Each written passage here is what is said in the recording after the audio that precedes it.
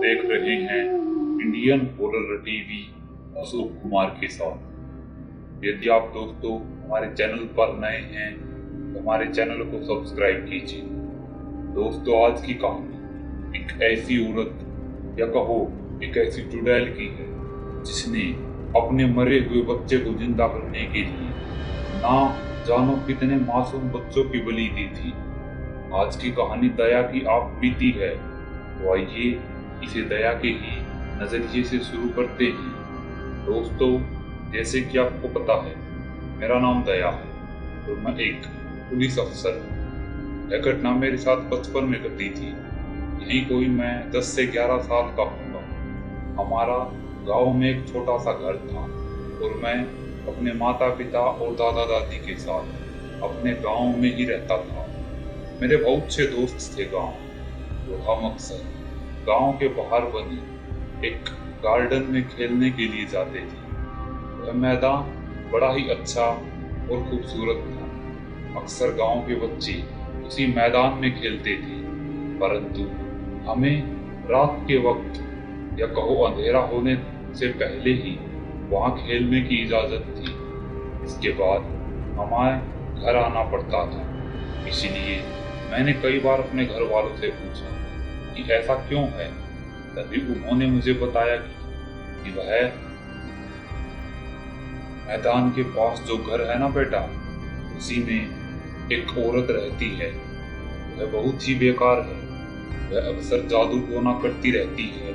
गांव के बहुत से लोगों ने उसे जादू टोना करते हुए देखा है और उसका एक बेटा भी है। इसलिए हम कहते हैं कि अंधेरा होने के बाद तुम्हें वहां पर नहीं रुकना चाहिए, क्योंकि उस औरत का कुछ पता नहीं, क्या पता किस बच्चे पर जादू टोना करती। मैंने भी मैदान में उस बच्चे को देखा था। वह बड़ा ही अजीब बच्चा था। एक कोने में वह बैठा रहता था और किसी से भी बात नहीं करता था। मानो उसे देखकर ऐसा लगता था कि वह बुत की तरह बैठा। हमने कई बार उससे पूछा कि हमारे साथ खेलोगे क्या, परंतु वह हमसे बातें ही नहीं करता था। और एक और हैरानी की बात थी, वह लड़का तकरीबन 1 से 2 मिनट तक अपनी पलकें ही नहीं जग पाता था। वह लगातार हमें घूरता रहता था। इसलिए अब हमने उससे बातें करना ही बंद कर दी और उस औरत का भी हमने गांव में खूब नाम सुना था कि वह जादू टोना करती है और अक्सर गांव के लोग उससे डरते रहते थे। और रात के वक्त इस मैदान में आना वर्जित था। बस हम बच्चे हैं, हमें तो खेलने कूदने में इतनी दिलचस्पी है कि हमें समय का पता ही नहीं लगता। एक रोज मैदान में मैं और मेरे दोस्त गिल्ली डंडा खेल रहे थे। हम सभी खेलने में इतने मसरूफ हो गए थे कि हमें समय का पता ही नहीं चला और कब शाम ढल गई हमें कुछ अंदाजा ही नहीं था। तभी मेरे एक दोस्त राजू ने जोर से गिल्ली को मारा तो गिल्ली दूर जाकर उस औरत के ही घर के बाहर गिर गई। मैं इस बात से अनजान कि वहां पर जाना नहीं है और उस औरत के घर की तरफ चला गया। वहीं झाड़ियों में गिल्ली पड़ी हुई थी। मैंने गिल्ली को उठाया और वापस जाने लगा कि इतने में ही मुझे कुछ आवाजें सुनाई देने लगी। वहीं पर एक छोटी सी खिड़की लगी हुई थी। मैंने उस खिड़की से झांक कर देखा कि ये आवाजें कैसी आ रही हैं। जैसे ही मैंने खिड़की के अंदर झांक कर देखा तो मेरे खौफनाक रूह कांप उठी। वह खौफनाक नजारा देखकर मैं अंदर तक हिल गया, क्योंकि अंदर वह औरत बैठी हुई थी और कुछ जादू टोना कर रही थी। उसने अपने पास से 2 मुर्गों की नाड़ को काट रखा था। मैं तो डर गया था, ये क्या है। तो भागते हुए गिल्ली को वहीं पर छोड़कर अपने दोस्तों के पास भाग गया। मैंने अब अपने दोस्तों को वह सब बताई तो हम सभी दोस्त आओ देखा ना था और वहां से भाग गए। घर जाकर हमने किसी को कुछ नहीं बताया, क्योंकि अगर हम किसी को कुछ बताते तो हमें वहां पर खेलने की इजाजत नहीं मिलती। इसलिए अगले दिन ही हमें पता चला कि उस लड़के की मौत हो गई है और वह औरत बहुत ही रो रही थी। परंतु वह गांव के किसी भी व्यक्ति को अपने बच्चे के पास आने नहीं दे रही थी। इसलिए अब गांव वाले भी वहां से आ गए और उस बच्चे को लेकर वह अपनी झोपड़ी में घुस गई। मैं हैरान था कि आखिर मृत बच्चे का वह करेगी क्या। बस सब बातों से अनजान हम उसी शाम फिर से उस मैदान में खेलने के लिए चले गए। वहां पर हम गिल्ली डंडा खेल ही रहे थे और आज भी हमें शाम हो गई थी और यही कोई 7 से 8 बज चुके थे और चारों तरफ अंधेरा छा गया था। तभी हमारी गिल्ली फिर से उसी औरत की झोपड़ी की तरफ जा गिरी। वह औरत की झोपड़ी में एक छोटी सी लालटेन जल रही थी। मैं फिर से उस झोपड़ी के पास गया और गिल्ली को उठाकर वापिस आने ही वाला था कि आज मुझे फिर से वही मंत्रों की आवाज सुनाई दी। मैंने धीरे धीरे डरते हुए उस खिड़की के पास जाने का निश्चय किया और मैं जब खिड़की के पास गया तो मैंने देखा उससे तो मेरी रूह ही कांप उठी थी। वह औरत अपने मृत बच्चे को एक घेरे में बैठाए हुई थी। वह बच्चा लेटा हुआ था और उसके आसपास इंसानी खोपड़ियों में लाल लाल कुछ रखा हुआ था। शायद वह खून होगा और वह उस पर लगातार मंत्रों से जाप कर रही थी। और उसी के ही बगल में एक और बच्चा लेटा हुआ था जो कि बेहोश था। देखते ही देखते उस औरत ने अपनी कमर में से एक छुरी निकाली और जोर से चिल्लाते हुए उस बच्चे की गर्दन को उड़ा दिया। यह देखकर तो मैं जोर से चीखा और वहां से भाग गया। मैंने अपने दोस्तों को बस यह सब बात बताई और हम सब वहां से भाग गए और अपने अपने घर जाकर यह सारी घटना बताई। कुछ ही देर में गांव के 10 से 20 आदमी इकट्ठे हो गए और लाठी डंडों और मसालों के साथ उस औरत के घर की तरफ जाने लग गए। वह औरत अब भी अपने घर में ही बैठी हुई थी और उस बच्चे के साथ ही जादू टोना कर रही थी। तभी अचानक से इतने सारे गांव वालों को देखकर वह डर गई और उसने कहा, क्या कर रहे हो तुम यहाँ पर, जाओ। जैसे ही गांव वालों ने बच्चे की कटी हुई गर्दन देखी तो सभी के सभी आग की तरह गुस्से से दिल मिलाने लग गए और उस औरत को उसी झोपड़ी में जिंदा जला दिया। मैं खौफनाक नजारा देखकर डर गया था और तकरीबन 10 साल तक मुझे उस औरत के सपने आते रहे थे और इसी बीच मेरे साथ कुछ ऐसी घटनाएं घटती थी जिसे मैं आपको बता नहीं सकता। मुझे अक्सर वह औरत दिखाई देती थी अपने सपनों में। मेरी रात बड़ी ही दिक्कतों के साथ कटती थी। शाम होते ही उस औरत की चिल्लाने की आवाज मेरे कानों में गूंजने लग गई थी और अक्सर वह औरत मुझसे कहती थी, तुम्हारी वजह से ही यह हुआ है, अब मैं तुम्हें अपने साथ ले जाऊंगी। मैंने अपने घर वालों को यह बात बताई तो मेरे घर वालों ने पहुंचे हुए बाबा से बात की। उस बाबा ने बताया कि उस औरत को इसी की वजह से जलाया गया था। वह इसे ही अपना कसूरवार समझती है और इसे मारना चाहती है। तुम्हें 21 दिन तक रोज मंदिर में जाकर भोलेनाथ की पूजा करनी होगी और ये रक्षा सूत्र लो, इसे 21 दिन तक भूलने मत देना। बस यह कर लो, उस औरत का साया हमारे बच्चे से हट जाएगा। 21 दिन तक लगातार मैं मंदिर में जाता रहा और भोलेनाथ की पूजा की और मुझे फिर अपने अंदर वह दबदबी महसूस नहीं हो रही थी। मेरा शरीर अब बिल्कुल हल्का हो गया था, मानो मेरे शरीर से कोई बोझ उतर गया हो। अब मैं कुछ ही सालों में बिल्कुल पहले जैसा हो गया था। मैंने मंदिर जाना नहीं छोड़ा था। अक्सर मैं सुबह नहा धोकर मंदिर जाया करता था। यह मेरी रोज की आदत बन गई थी और मंदिर जाने के कारण ही मेरा उस औरत की आत्मा से पीछा छूट गया। तो दोस्तों, यह थी आज की कहानी। यह कहानी आपको कैसी लगी? अगर अच्छी लगी हो वीडियो को लाइक, कमेंट और शेयर कीजिए। चैनल पर नए हैं, चैनल को सब्सक्राइब कीजिए। अगर आपके पास भी ऐसी कोई कहानी है तो डिस्क्रिप्शन में दी गई हमारी ईमेल आईडी पर भेजिए। जल्दी मिलते हैं ऐसी ही एक और डरावनी और खौफनाक कहानी के साथ। आप देख रहे हैं Indian horror TV Ashok Kumar के साथ। दोस्तों, यदि आप हमारे चैनल पर नए हैं तो हमारे चैनल को सब्सक्राइब कीजिए। दोस्तों, पिछले कुछ समय से मैं कहानियां नहीं ला पा रहा था क्योंकि घर पर कुछ दिक्कत हो गई थी।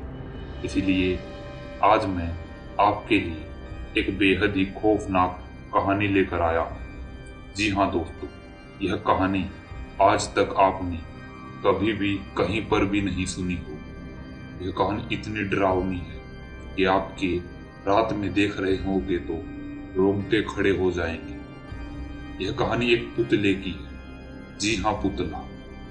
आपके मन में आया होगा यही घास फूस का और रबड़ का पुतला हो सकता है या कपड़े का, लेकिन नहीं, यह पुतला था सीमेंट और सिरिये का, कंक्रीट से बना हुआ यह पुतला, जो कि अपने अंदर इतने रहस्य को समेटे हुए था। इस कहानी को शुरू करते हैं। आइए बढ़ते हैं इसकी जड़ तक। दोस्तों, मेरा नाम कबीर है। यह घटना मेरे साथ तब घटी थी जब मैं एक म्यूजियम में काम करता था। म्यूजियम में काम मुझे कुछ ज़्यादा नहीं था। मेरे साथ 3 और साथियों को जोड़ा गया था, साहिल, रामकिशन और मोहन। हम चारों उसी म्यूजियम में एक साथ नाइट शिफ्ट की ड्यूटी करते थे। हमें पहले ही दिन बता दिया गया था कि हमें एक पुतले पर नजर रखनी है। हम भी हैरान थे कि हमें एक पुतले पर नजर रखने के लिए नौकरी पर रखा गया है।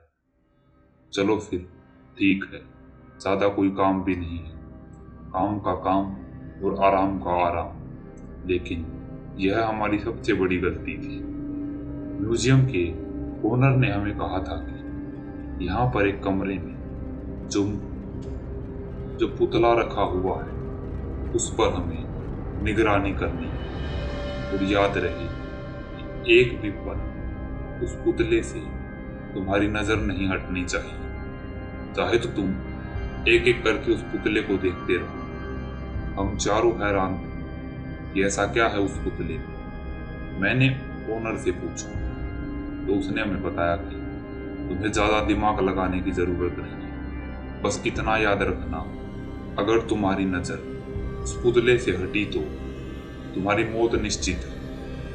एक बार के लिए तो हम चारों डर गए। फिर हमने सोचा कि एक पुतला क्या ही हमें मारेगा, लेकिन यह मानना हमारी जिंदगी की सबसे बड़ी गलती थी। उस रात हम चारों पुतले के सामने बैठकर बातें कर रहे थे और उसे घूरे जा रहे थे। तभी हम 3 लोग वहां से उठे और बाहर से कुछ दारू चखना लाने का इंतजाम करने के लिए वहां से निकल गए, क्योंकि उस कमरे में कैमरा भी नहीं था और यह हमारे लिए एक अच्छी बात थी। मैं, साहिल और मोहन, हम तीनों बाहर आ गए। रामकिशन वहीं पर बैठा था। हम तीनों कुछ ही देर में अपना सारा सामान, दारू वगैरह लेकर आ गए। हम चारों ने वहां पर खूब जमकर दारू पी और इसी बीच हम यह भूल गए कि हमें उस पुतले पर नजर रखनी है। हमारी नजर एक पल के लिए भी उससे हटनी नहीं चाहिए। यह सब हमारे दिमाग से निकल गया था। हम चारों को नशा हो गया था कि तभी साहिल उठा और उस पुतले को घूरने लगा।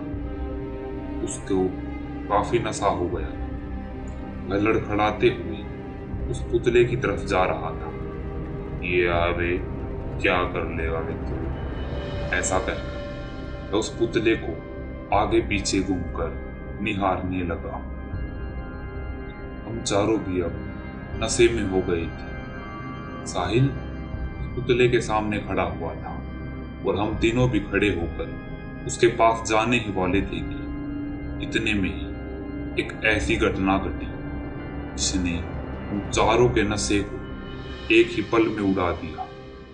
अचानक से उस पुतले में, उस कंक्रीट और सिरिये के बने पुतले में मूवमेंट होना शुरू हो गया और उसने एक ही झटके में साहिल की गर्दन को पूरा पीछे की तरफ घुमा दिया। साहिल वहीं पर गिर गया और मर गया। हम तीनों के रोंगटे खड़े हो गए थे। हमारा नशा तो जैसे गायब ही हो गया। हम वहां पर हड़कंप मचाने लगे, बचाओ बचाओ बचाओ। चारों तरफ यहाँ वहां अपनी जान बचाने के लिए भागने लगे, लेकिन उस कमरे का दरवाजा भी बंद हो गया था और वहां पर कैमरा भी नहीं था जिससे हम किसी को इशारे कर कर बुला सके। अब हम क्या करें? हम चारों यहाँ वहां अपनी जान बचाते हुए भाग रहे थे कि इतने में ही राम किशन उस पुतले ने पकड़ लिया।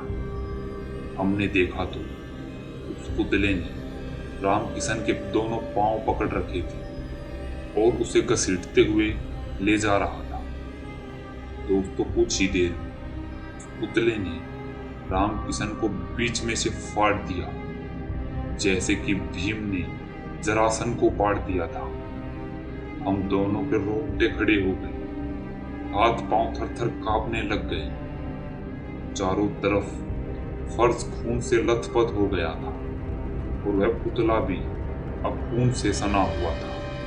उसकी लाल आंखें अब हम दोनों को घूर रही थी। मैं डर के मारे यहाँ वहां देखने लगा कि शायद कोई छोटी मोटी खिड़की हो जहां से हम निकल सके। तभी हमें कुछ ही दूर पर मुझे एक छोटी सी खिड़की दिखाई थी जो कि एक कोने में थी। एक आदमी वहां से आराम से निकल सकता था। वह नीचे ही थी, ज्यादा ऊपर भी नहीं थी। मैंने मोहन से कहा, चल भाई, हम दोनों भाग चलते, वो देख खिड़की। हम दोनों खिड़की की तरफ भागते हुए जाने लग गए थे। मैं तो भागकर बाहर निकल गया और मैंने मोहन को भी खींचने की कोशिश की, लेकिन इतने में उस पुतले ने मोहन को पकड़ लिया था। मोहन जोर जोर से चिल्ला रहा था, वो भाई बचा ले मुझे कबीर, बचा ले। मैंने अपने दोनों हाथों से उसे कसकर पकड़ लिया और उसे बाहर की तरफ खींचने लगा, लेकिन उस पुतले के सामने मेरी क्या ही चलने वाली थी। उसने एक झटके में ही मोहन को पीछे खींच लिया और जोर सा झटका लगने के कारण मेरा सर दीवार से टकरा गया और खून आने लग गया। मैं अपने सर को पकड़कर उस खिड़की से अंदर झांकने लगा। जो नजारा मैंने देखा, मेरी आंखें फटी की फटी रह गई थी। उस पुतले ने मोहन की गर्दन को एक ही पल में धड़ से अलग कर दिया था। पूरा कमरा खून से सना हुआ था। मैं इतना ज्यादा डर गया था कि चिल्लाते हुए वहां से बाहर भागने लग गया।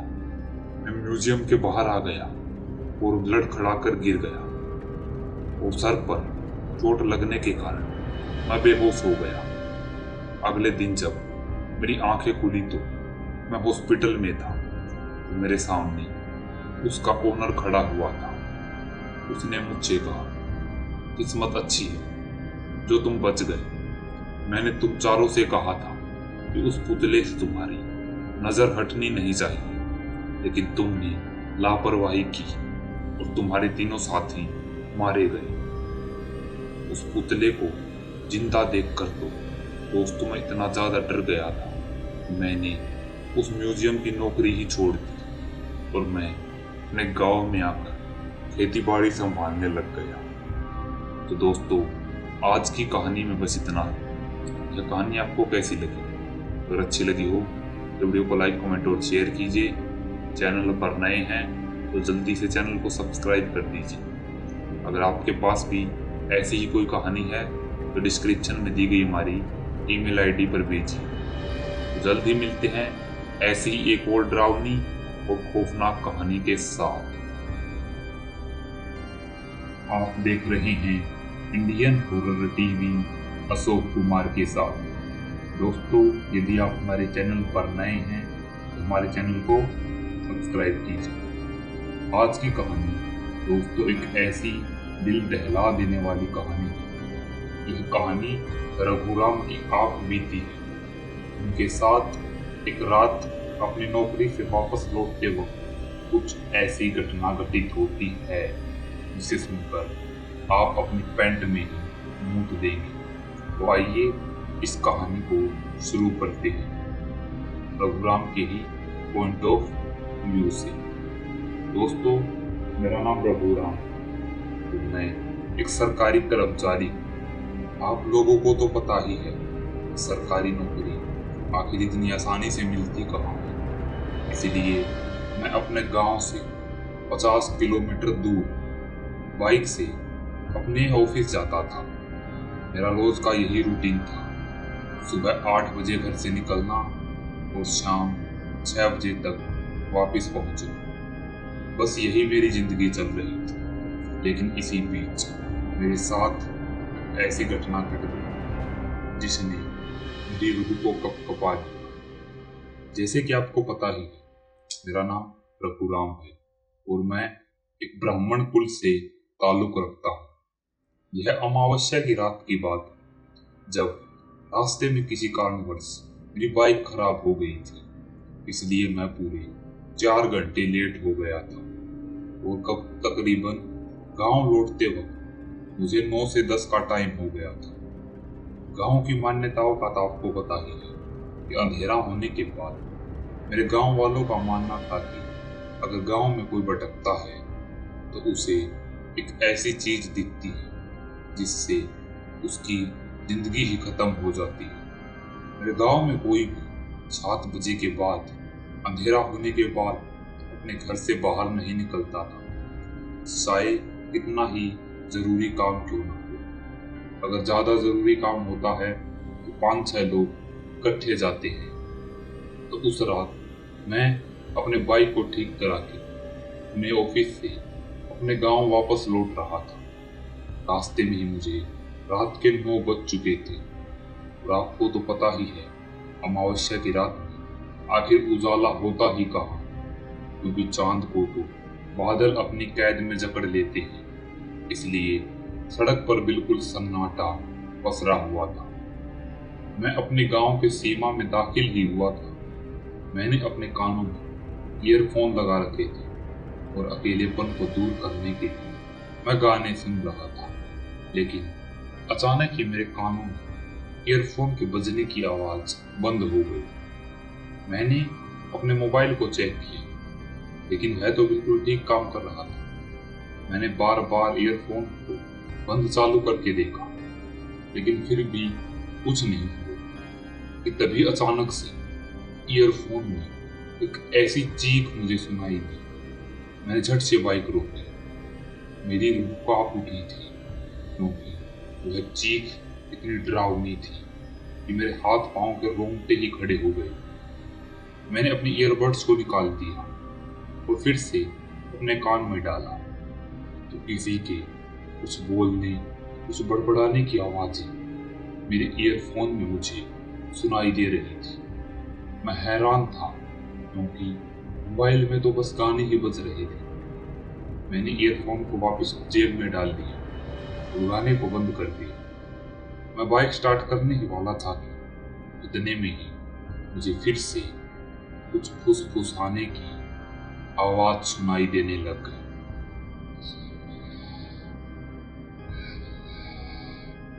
ऐसी खौफनाक आवाज सुनकर तो मेरी रूह भी कांप उठी थी। मैंने बाइक को स्टैंड पर खड़ा किया और एक दिशा में बढ़ने लगा जहां से आवाज आ रही थी। वह जंगली इलाका था और चारों तरफ घने पेड़ थे। मैंने उन पेड़ों की छांव में ही पत्तों की सरसराहट में वह आवाज सुनाई दे रही थी। उस आवाज को सुनकर मेरे हाथ पांव कांपे जा रहे थे। लेकिन धीरे धीरे मैं उस आवाज की तरफ बढ़ रहा था। तो जैसे ही मैं एक पेड़ के पास आया तो मैंने जो देखा उससे मेरा दिल ही दहल गया। एक पीपल के पेड़ के नीचे एक औरत बैठी हुई थी जो बिल्कुल नग्न अवस्था में थी। उसे ऐसा नग्न अवस्था में देखकर मेरे रोंगटे खड़े हो गए। मैं अपने मन में ही बड़बड़ा रहा था कि ये यहाँ पर क्या कर रही है। इतनी रात गए, मेरी आवाज भी नहीं निकल रही थी। इतने में ही एक बार फिर मैंने जो देखा वो मैं आपको बयां नहीं कर सकता कि उस रात मेरी हालत क्या हो गई थी। क्योंकि उस औरत के पास ही नवजात एक छोटा सा बच्चा रखा हुआ था जो कि सो रहा था। उसे देखकर तो मैं और भी डर गया। ये औरत इस बच्चे के साथ क्या करने वाली है, आखिर ये कर क्या रही है। मैं यह सब सोच ही रहा था। इतने में वह औरत खड़ी हो गई। उसके लंबे लंबे बाल, वो काले नाखून थे। उसका चेहरा जब मैंने देखा तो उसका चेहरा बिल्कुल ही काला पड़ गया था। उसकी आंखें अंदर धसी हुई थी। मुझे देखकर तो काफी ज्यादा डर चुका था। इतने में उस औरत ने कुछ मंत्रों को बड़बड़ाया और अपने हाथ का उंगलियों का एक नाखून झट से निकाल दिया। उसका नाखून खून से लथपथ हो गया था। यह देखकर तो मेरे अंदर एक ठंडी डर की सिहरन सी दौड़ गई। उसने अपने कुछ बालों को तोड़ा और उन्हें उस नाखून के साथ गूंथते हुए उस पीपल के पेड़ के नीचे मंत्रों को पढ़ते हुए गाड़ दिया। यह देखकर मैं समझ नहीं पा रहा था कि आखिर वह औरत करना क्या चाहती है। इतने में ही वह बच्चा रोने लग गया। उस बच्चे को रोता हुआ देखकर मैं उसे बचाना चाहता था, लेकिन आगे जाने में तो मेरी भी फट रही थी। मैं काफी ज्यादा डर चुका था। मैं बस उस पेड़ के पीछे खड़ा चुप कर यह सब देख रहा था। इतने में ही उस औरत ने अपने सामने एक आग का हवन कुंड था, उसमें आग जला दी और मंत्रों को पढ़ती रही। उसके इर्द गिर्द इंसानी खोपड़ियां थी जिनमें खून भरा हुआ था। उसके हाथ से भी लगातार खून उस हवन कुंड में गिरे जा रहा था। वह जोर जोर से कह रही थी, शैतान शैतान मुझे शक्ति दो, मेरी इस बलि को स्वीकार करो शैतान। उसने इतना कहा था कि उसने उस बच्चे की दोनों टांगों को पकड़ा और उल्टा उस हवन कुंड के ऊपर लटका दिया और एक ही झटके में अपने नाखूनों को, जैसे कि उसके नाखून किसी तलवार की तरह हो गए थे, उसने उस बच्चे की खचाक से गर्दन को अलग कर दिया।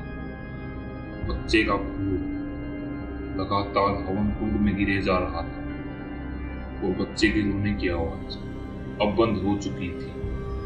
एक बार फिर से उस औरत के बड़बड़ाने की आवाजें उस सुनसान इलाके में गूंज रही थी। मेरे तो हाथ पांव कांपने लग गए थे, जैसे मेरा तो मुंह ही निकल गया। मैं थर थर कांप रहा था। उस औरत ने उस बच्चे की पेट में हाथ घुसेड़ दिया और उसकी नाभि को बाहर निकाल लिया और उसके शरीर को एक और फेंक दिया और उस नाभि को अपने दांतों तले चबा गई। मैं देखकर तो मुझे उल्टी आने लग गई थी। मैंने सोचा कि अगर इसने मुझे देख लिया तो मेरी मौत पक्की है, मुझे यहाँ से जल्दी निकलना हो। मैं दबे पांव धीरे धीरे वहां से निकलने लगा। इतने में ही मैंने देखा कि उस औरत ने मुझे देख लिया। वह बड़ी ही भयानक नजरों से मुझे घूर रही थी। मैं तो सटपट वहां से ऐसे भागा जैसे कुत्ते को देखकर बिल्ली भागती है। मैंने झट से अपनी बाइक स्टार्ट की और मैं घर लौट गया। घर पर जाते ही मैंने अपने घर वालों से कुछ भी नहीं कहा। अगले दिन से ही मैं बुखार में बिल्कुल सिकुड़ने लग गया। आग की भट्ठी की तरह मेरा शरीर तपने लग गया था। तकरीबन 2 से 3 महीने में मुझे नॉर्मल होने में लग गए। तो फिर से मैंने अपने काम पर जाना शुरू कर दिया। इसी बीच मेरे दिमाग की हालत बिल्कुल भी डगमगा गई थी। ठीक होने के बावजूद फिर मैंने कभी भी उस रास्ते पर उस औरत को नहीं देखा और मैं रात होने से पहले ही अपने काम से आ जाता था। लेकिन उस रात जो मैंने देखा वह बर्दाश्त करना मेरे हद से बाहर हो गया था। तो दोस्तों, कैसी लगी आपको ये कहानी? अगर अच्छी लगी हो तो वीडियो को लाइक, कमेंट और शेयर कीजिए। चैनल पर नए हैं तो चैनल को सब्सक्राइब कीजिए। अगर आपके पास भी ऐसी ही कोई कहानी है तो भेज दो यार। जल्दी मिलते हैं ऐसी ही एक और डरावनी और खौफनाक कहानी के साथ। आप देख रहे हैं Indian horror TV Ashok Kumar के साथ। दोस्तों, यदि आप हमारे चैनल पर नए हैं तो हमारे चैनल को सब्सक्राइब कीजिए। दोस्तों, आज की कहानी एक बेहद ही रोमांचक और दिल दहला देने वाली कहानी है। दोस्तों, आपने कहानियां तो बहुत सुनी होगी, मगर ये एक ऐसी प्रेम कहानी है जिसे सुनकर आप भी रो देंगे और डर जाएंगे। तो आइए, यह कहानी विराट की है। इसे विराट के ही पॉइंट ऑफ व्यू से शुरू करते हैं। दोस्तों, मेरा नाम विराट है और मैं एक लेखक हूँ, परंतु आप लोगों को पता ही होगा कि लेखकों को कितनी मुश्किलें आती हैं अपनी कहानियों को लिखने में। लेखक एक शांत माहौल में ही मन लगाकर अपनी कहानी को एक कागज पर उतार सकता है। बस मैं भी एक ऐसी ही शांत जगह की तलाश में भटक रहा था। तभी मेरे एक दोस्त ने मुझे बताया कि उसे एक जगह के बारे में पता है जो कि शहर से दूर, भीड़ भाड़ के इलाके से परे है।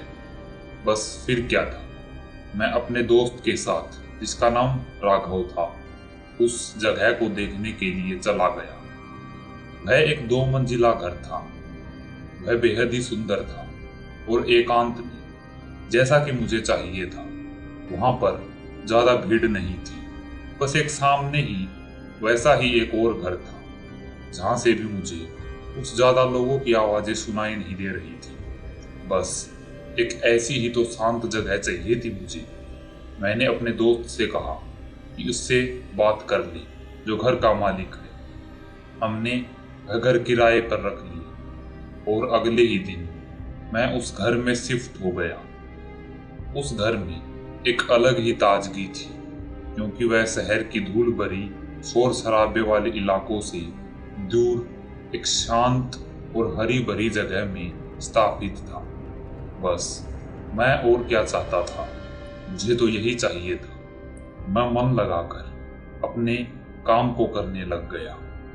मेरा एक ऊपर का कमरा था जिसके सामने एक खिड़की थी, जिससे कि वह सामने वाला घर मुझे साफ साफ दिखाई देता था।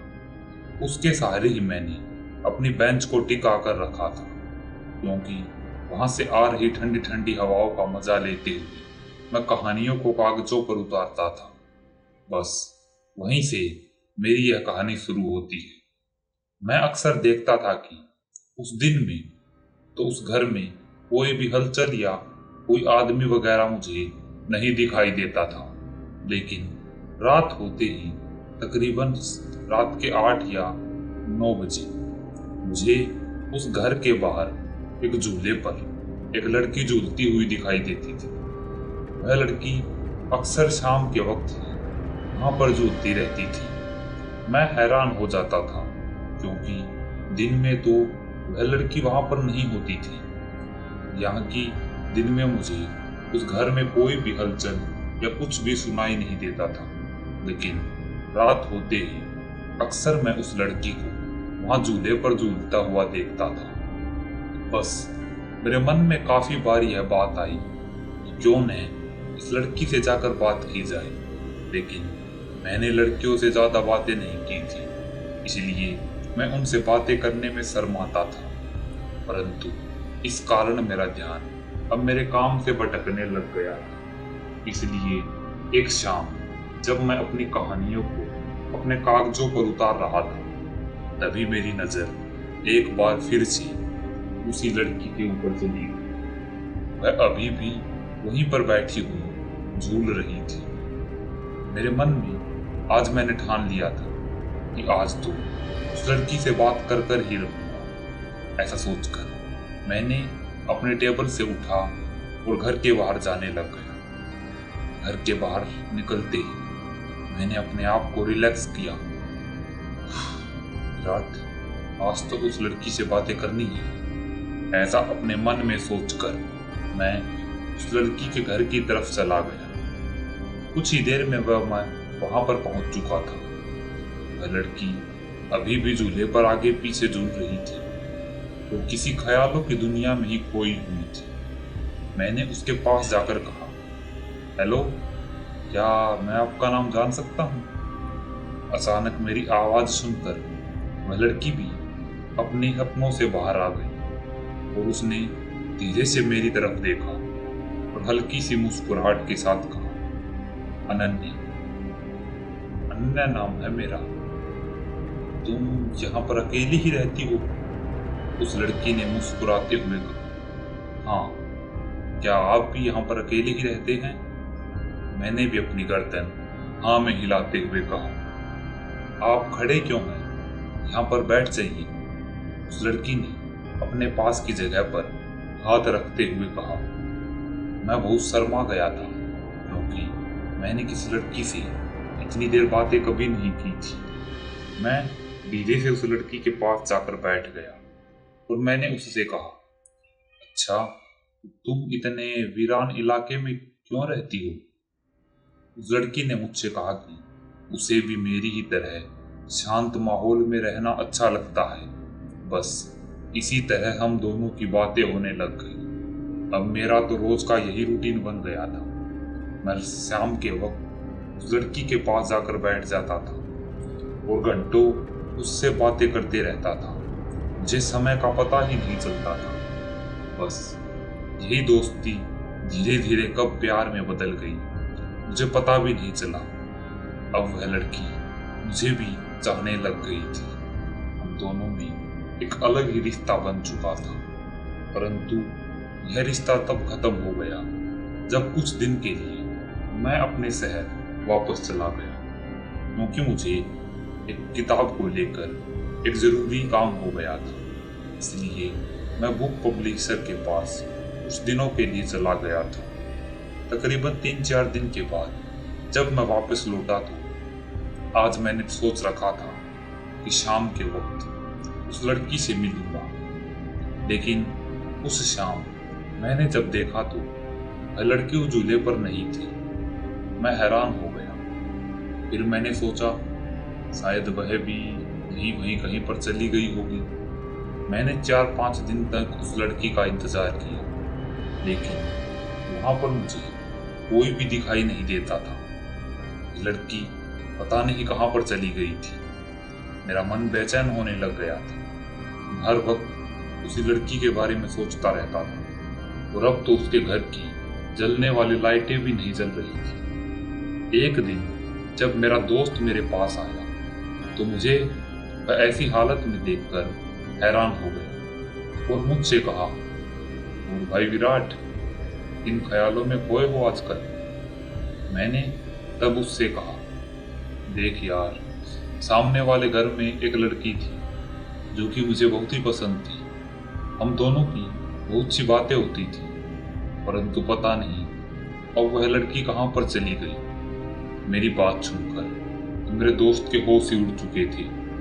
क्या लड़की? वह हैरानी नजरों से मेरी तरफ देख रहा था।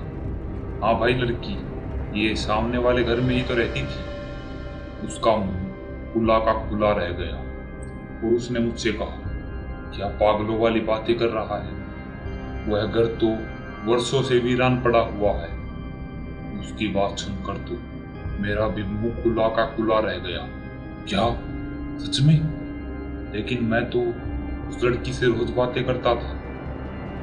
तभी मेरे दोस्त ने मुझसे कहा कि तकरीबन 20 साल पहले यहाँ पर एक लड़की रहती थी जिसका नाम अनन्या था, परंतु किसी कारणवश पता नहीं एक दिन उसकी लाश इसी बंगले में पड़ी हुई मिली। बस तभी से यह बंगला वीरान पड़ा है और इसे लोगों का मानना है कि अनन्या की आत्मा यहाँ पर भटकती है। दोस्तों, मेरे दोस्त की यह बात सुनकर तो मेरे हाथ पांव के रोंगटे खड़े हो गए और मैंने इतने दिनों तक एक भूत से बातें की थी और क्या मैं एक चुड़ैल से प्यार कर बैठा था। अपनी इन्हीं सब बातों को सोचकर मैं डर रहा था। मैंने तो उस घर को उसी दिन छोड़ दिया था और वापिस से अपने शहर वाले घर में जाकर बस चुका था।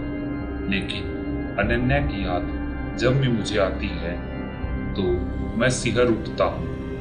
तो दोस्तों, आज की कहानी में बस इतना ही। यह कहानी आपको कैसी लगी? अगर अच्छी लगी हो तो वीडियो को लाइक, कमेंट और शेयर कीजिए। चैनल पर नए हैं तो चैनल को सब्सक्राइब कीजिए। अगर आपके पास भी ऐसी ही कोई कहानी है तो डिस्क्रिप्शन में दी गई हमारी ईमेल आईडी पर भेजिए। जल्दी मिलते हैं एक और डरावनी और खौफनाक कहानी के साथ।